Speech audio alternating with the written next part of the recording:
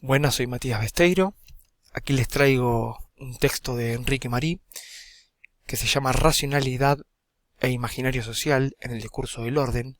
Enrique Marí fue un filósofo, abogado, recibido en la Universidad de Buenos Aires, profesor de Filosofía del Derecho y profesor de Epistemología de las Ciencias Sociales en la Facultad de Ciencias Sociales de la Universidad de Buenos Aires, donde tuve el honor de participar en su cátedra.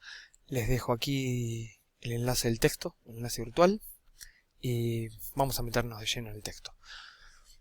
Un poco el debate de María arranca con el tema de la soberanía, un concepto en disputa del siglo XVIII, donde se da el traspaso del mundo feudal, concentrado en el rey, que será disputado por la Revolución Francesa, la concepción de las nuevas repúblicas y la división en tres poderes: legislativo, ejecutivo y judicial.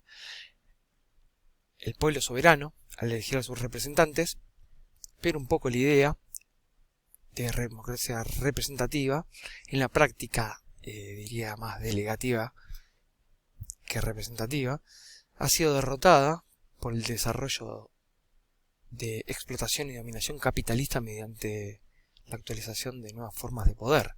¿Sí? Los lobbies y los mecanismos turbios en torno a las elecciones pueden echar un poco de luz al respecto.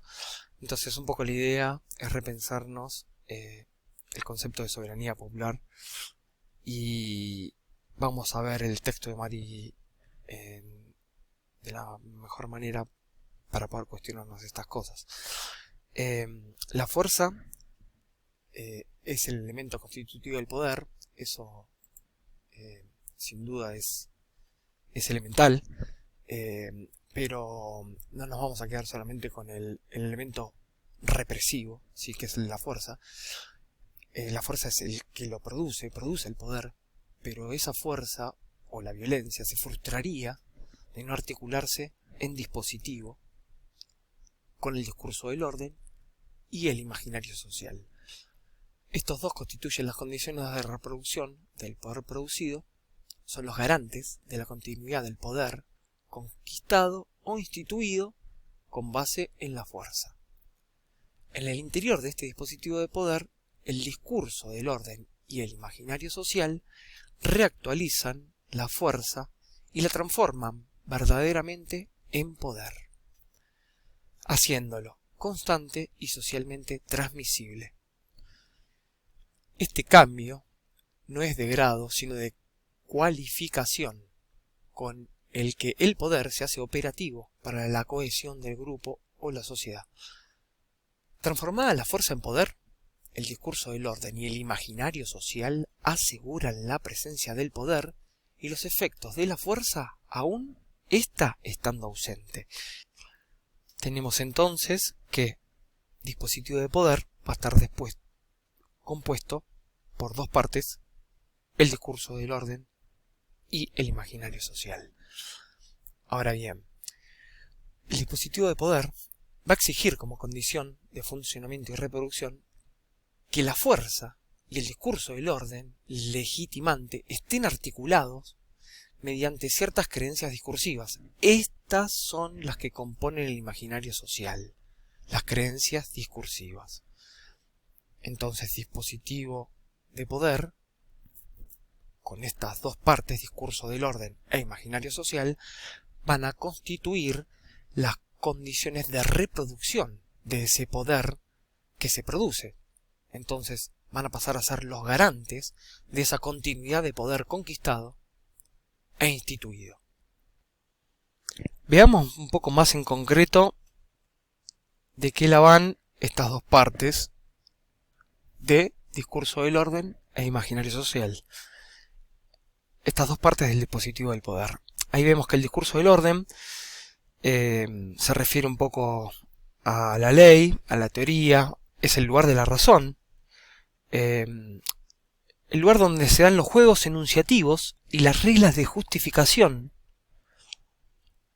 las representaciones racionales, diría Marí. Es el lugar de la filosofía, de la moral, de la política, de la religión.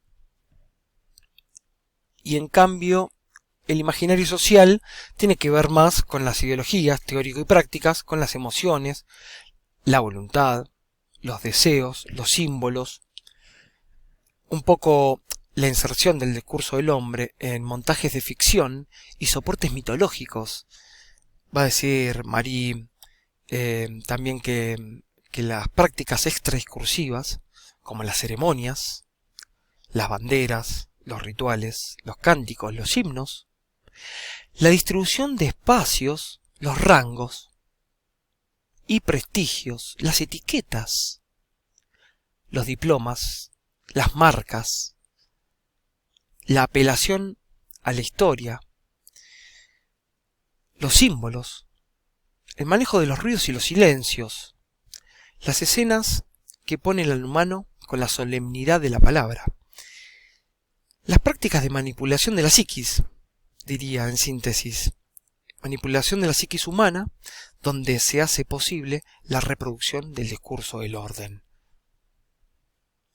Repito entonces, este dispositivo de poder tiene estas dos partes, una más teórica, más relativa al orden de las cosas, y la otra más práctica, más pragmática, diría, que tiene que ver con el imaginario social y donde se instalan esos discursos que luego se van a hacer prácticas sociales. Entonces, vamos a ver que el imaginario social reactiva al discurso del orden permanentemente. Es la condición de reproducción del discurso del orden en el dispositivo del poder. Y el dispositivo del poder es la condición de producción material de la sociedad y de la perpetuidad de estas relaciones sociales de dominación y explotación capitalista, vertical, paternalista y excluyente.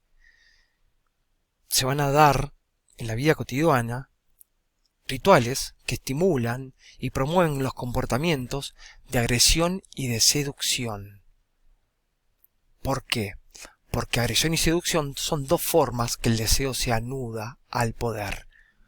Se da un doble juego. Con el imaginario social se da la influencia de lo social en la psiquis, ¿sí?, como prácticas de agresión.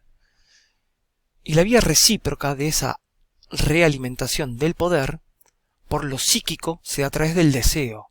Se presenta un deseo de dominar, que apela a la forma más baja de la seducción, de verse y de creerse superiores. Estos esquemas de comportamiento rígido y repetitivo, va a decir Marie, que crea perceptos en lugar de percepciones. Y hay un poco para ver esta diferencia.